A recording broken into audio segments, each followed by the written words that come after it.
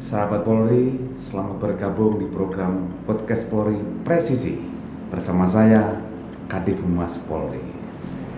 Episode perdana podcast saya kedatangan tamu spesial yang profesinya sama kayak sama saya ya ini. Ya, sebagai seorang juru bicara. Cuma bedanya mungkin saya cuma enak didengar oleh pendengar, tapi beliau enak didengar dan juga enak dilihat. Ya, langsung saja saya perkenalkan tamu saya, Dr. Reza Broto Asmor.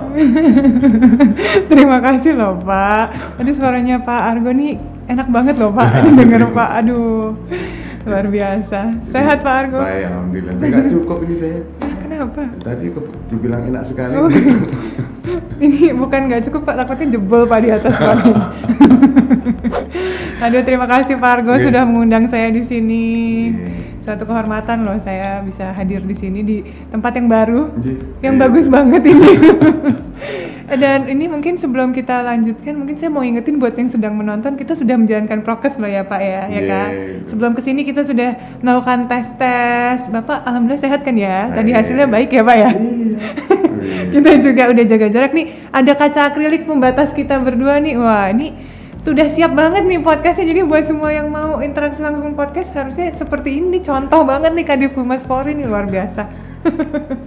Terima kasih juga tadi dokter sudah semprot-semprot apa tadi? Saya udah semprot-semprot ruangan nih dengan desinfektan Pak, biar aman kita. Amin. Gimana dokter Reza kabarnya? Siap. Alhamdulillah saya sehat, baik. Tetap semangat terus, yang penting itu ya Pak ya. Terima kasih banyak waktunya di tengah kesibukan, luangkan waktu hadir di tempat ini. Pasti ya. Buat Bapak Argo dan semua. Podcast Polri Presisi. Siap. Saya ingin mengenal sosok Dr. Reza lebih dekat. Ya. Sebelum menjadi juru bicara, pernah dinas di mana saja sepertinya? Apa ya? Saya dari tahun 2009 sebenarnya itu sudah praktek Pak di beberapa tempat. Terus udah sempet ini juga sedikit-sedikit lah kerja kecil-kecilan di rumah sakit Polri Pak, Kramat Jati. Kok nggak jauh-jauh ya? Ternyata ya. Ya sempet di bagian forensik dulu beberapa tahun. Terus ya bantu-bantu aja. Saya mau bagian bantu-bantu aja Pak. Kalau ada visum, ada tugas. Dulu pernah ini juga diajak bergabung di DVI. Disaster Victim Identification gitu kan, sampai saya ke Semarang tuh Pak. Dulu sempat training manajemen DVI itu di Semarang tuh di tempat Polri ya, kepolisian ya, yang di Semarang itu. Ya di situ. Ya. Bisa juga kaget tuh. Ternyata pernah di Kramat Jati. Iya pernah di Kramat Jati. Mungkin teman-teman semua baru tahu ini. Kalau Reza itu pernah ada di Kramat Jati. Tapi ngumpet Pak. Ngumpet gitu. soalnya dulu di belakang. Kan kalau bagian forensik di ujung belakang. Baru rame kalau lagi ada kasus bang Pak. Kasus teroris ya kan, kasus pemboman, aduh pesawat jatuh, aduh baru ramenya waktu itu. Kalau nggak biasanya sepi, ya kan forensik Pak. Kalau rame bingung. Padahal saya sering di belakang itu. Masa? Iya, kalau misalnya ada kiriman paket baru itu. Aduh Pak, bahasanya paket ya bingung ya. Tapi ya gitulah, karena mungkin dulu penampakan saya juga belum kayak gini, ya kan Pak? Nggak kenal Pak, lu mungkin lupa Pak. Tapi nggak nyangka kalau pernah ke Kramat Jati. Iya. Saya dengar-dengar dokter itu pernah bergabung dengan tim dokter forensik kecelakaan Sukhoi. Iya. Kira-kira gimana sih pengalamannya gitu? Sebenarnya tuh saya dipanggil sih karena dulu sempat ngalamin banyak kan ya kasus kecelakaan gitu. Terus waktu itu waktu Sukhoi itu cuma bantu-bantu sebentar aja gitu Pak. Cuma ikut ya bantuin aja. Pengalamannya ya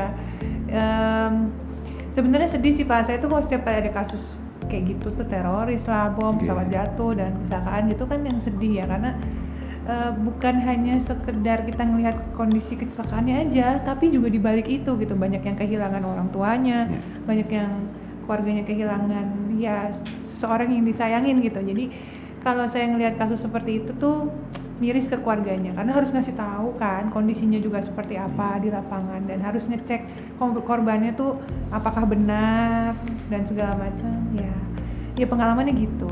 Jadi identifikasi, terus menyampaikan pesan. Yang paling berat tentunya kalau nyampein pesan gitu ke keluarga. Aduh sedih. Iya.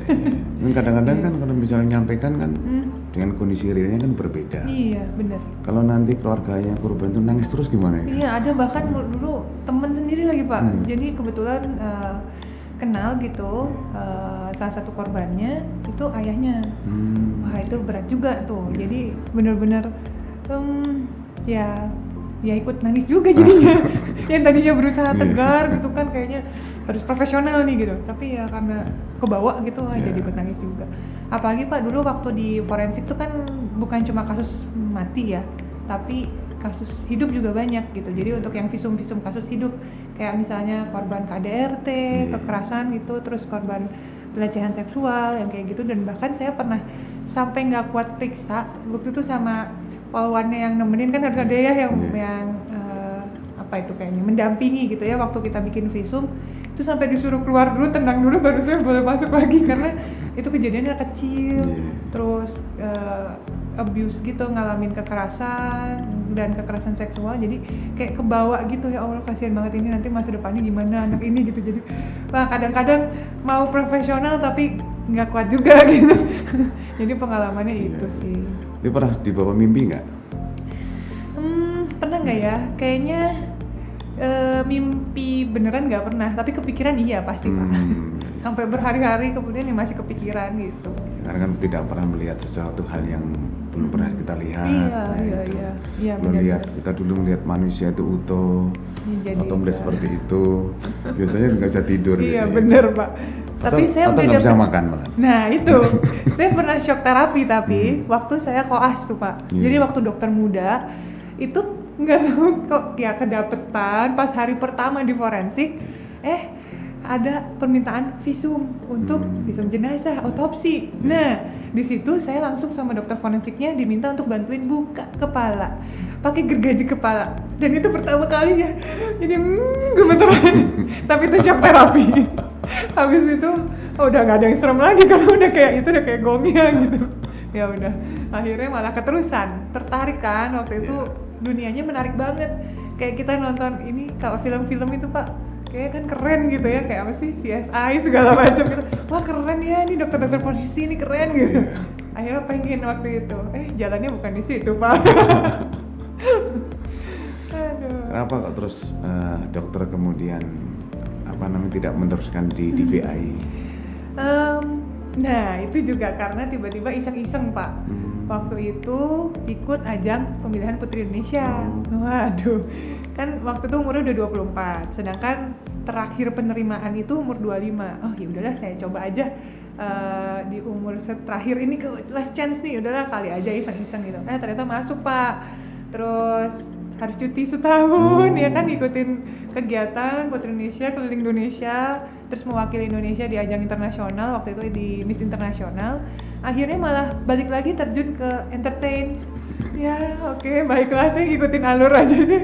Ya udah akhirnya begitu dari situ terus ke edukasi masyarakat jadinya, karena udah pernah belajar public speaking di situ juga, gimana ngomong di publik, karena waktu awal-awal saya nggak bisa Pak ngomong di publik Pak. Oh gitu. Jadi waktu di panggung Putri Indonesia saya cuma ngerasa kayak, aduh ini pertama kalinya tampil di TV nasional, ditanyain pertanyaan itu rasanya kayak kenapa ya panggungnya nggak roboh aja gitu.